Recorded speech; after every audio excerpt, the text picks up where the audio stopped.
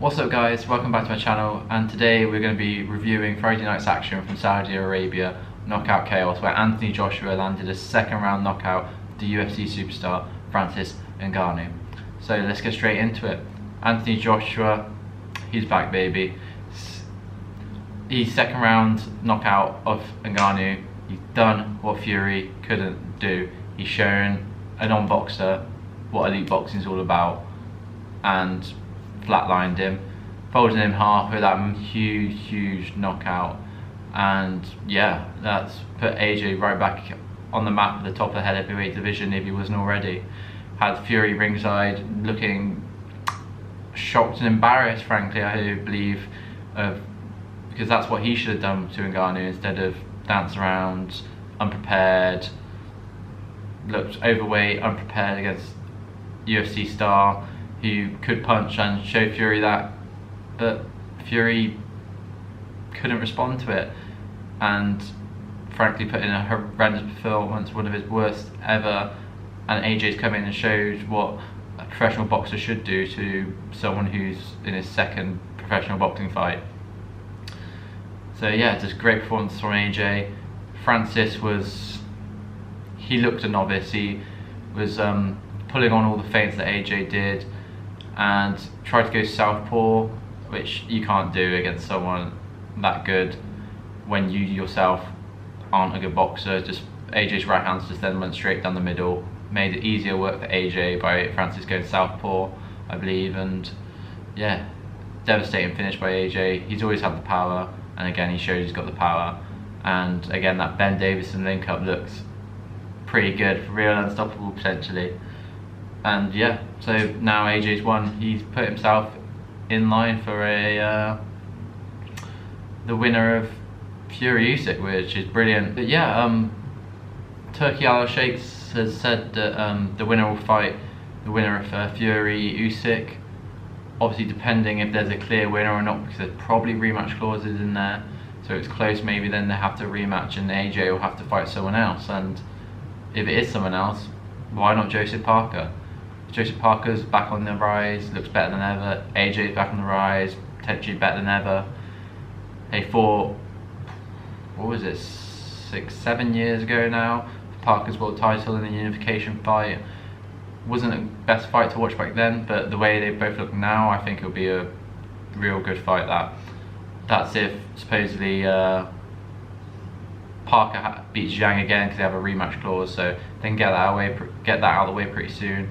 Then mid to end summer have Parker AJ in the interim if they need to wait for one of Fury or Usyk to recover from their Undisputed fight. But yeah, so where does that leave Francis in all this? Who knows? Supposedly he's going back to the PFL to have a MMA fight, which he'll win, so that's kind of pretty pointless. Does he have another boxing fight? I would say yes. I would say he'll get another opportunity in Saudi Arabia, because there's one, Deontay Wilder, one of the biggest punchers in the boxing division, against one of the biggest punchers in fight sports in Francis Ngannou. That's the fight to make, I think. Someone's going to go down. Neither of them are high-level boxers whatsoever. They're just big power punchers, so I think that'll be a good co-main event somewhere, or maybe a main event in one of these Saudi cards. But yeah, who knows, we'll just have to wait and see what happens. So in the co-main event, Joe Parker won on points against Big Bang Zhang of China in a masterful performance really. He outboxed Zhang for the majority of the fight. Zhang had his moments where he knocked Parker down with some big punches in the 3rd round and the 8th round, I believe. But apart from that, Zhang didn't do anything. He was waiting, landed a punch, didn't jump back on him, or Parker managed to evade him fairly well with the quicker feet he has. But yeah, Zhang looked really not good whatsoever. Joe Parker again just did what he had to do, similar to Wilder. Joe Parker looked good, danced around, boxed really well, but his opponents haven't done much against him in these fights to counter him realistically. Zhang was just waiting for the the big shots, landed them, and then didn't follow up, and then looked like he gassed. Looked like his age, his weight, his size caught up to him a bit. He was just slow. I think on the broadcast, I believe they said that Zhang, when he was going into the final round, probably needed a knockout or a knockdown. Landed 0 power punches in the final round. That's how poor his performance was. But yeah, Joe Parker, again, like I said earlier, Joe Parker AJ2, yeah, I think that's a good fight. Or, I'm trying to think who else there is that Parker, I think if you put Parker in with any of them, there's obviously Joe Joyce straight away, put his name back into the hat with the big boys, because obviously he has that win over Parker.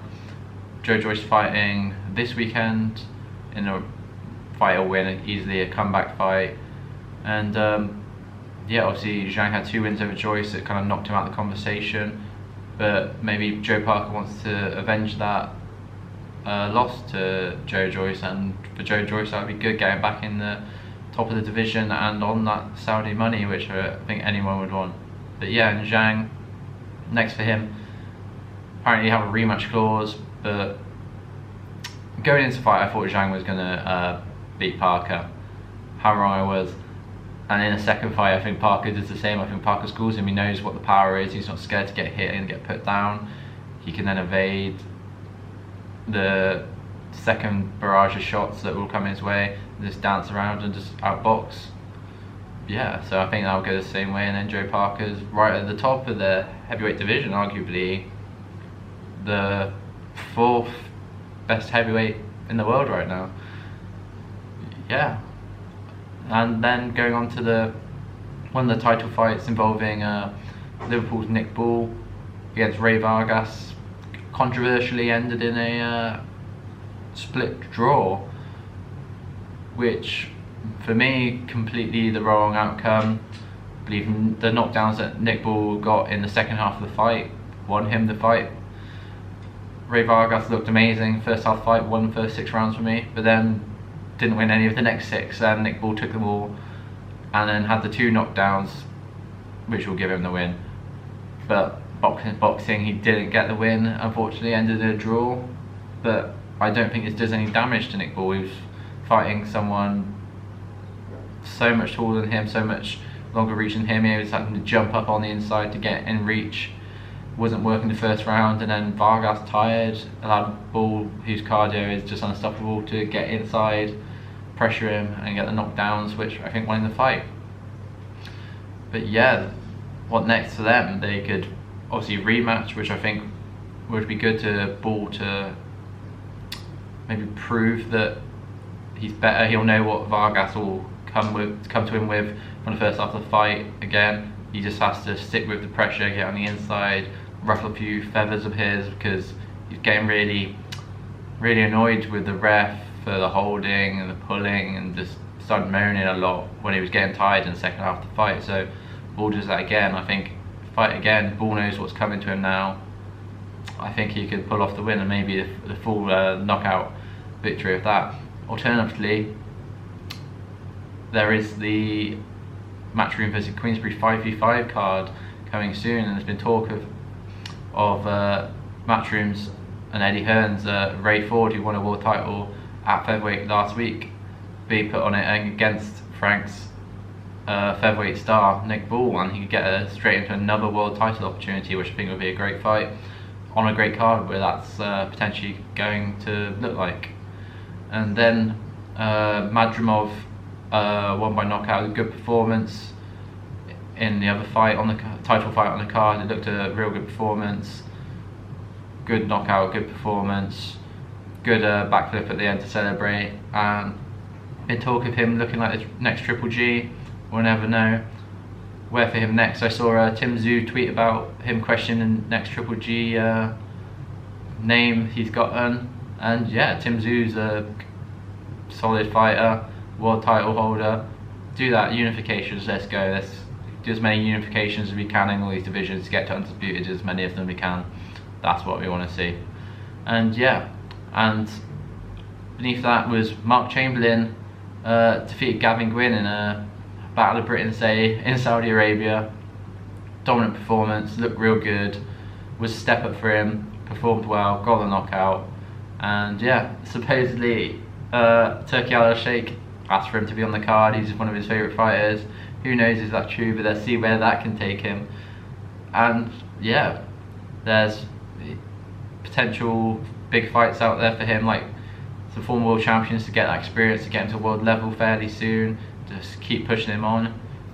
But alternatively, with that 5v5 coming up, could we see him on that? I wouldn't like to see him on that, because I'm not sure. If you didn't know, Eddie Hearn chooses 2 weight divisions, Frank Warren chooses 2 weight divisions, and Turki Al-Sheikh chooses 1 weight division, probably going to be heavyweight for him.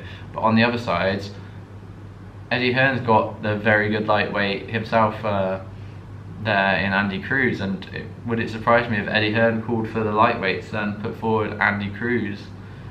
Who does Frank have to counter that at lightweight? I would say Mark Chamberlain's his best shot at lightweight, but for him, maybe that's too far a step up, because Andy Cruz is a quality operator. But yeah, who knows where he'll go? Who knows if we see him on Saudi, back at your call, card in Portsmouth in his hometown? Who knows? And opener of the card, Justice Hooney against Kevin Lerena, heavyweight division. It's a fairly decent scrap back and forth. Hooney won on points in the end. Yeah, up and coming prospect heavyweight, starting to get into some of the bigger names now. And yeah, again, on talk and commentary, there was talk that if the heavyweights get called in that 5v5, Eddie might put Justice Hooney up there for a fight. And who does Queensberry have? Who does Frank Warren have as heavyweights? Daniel Dubois and Joe Joyce. That would be a real good step up, but you never know in the heavyweights what can happen. Anything can happen with the big boys, so they'll always be interesting to watch. So yeah, anyway guys, thank you for watching this review of Knockout Chaos. Hope you enjoyed, and I'll see you next time. Goodbye.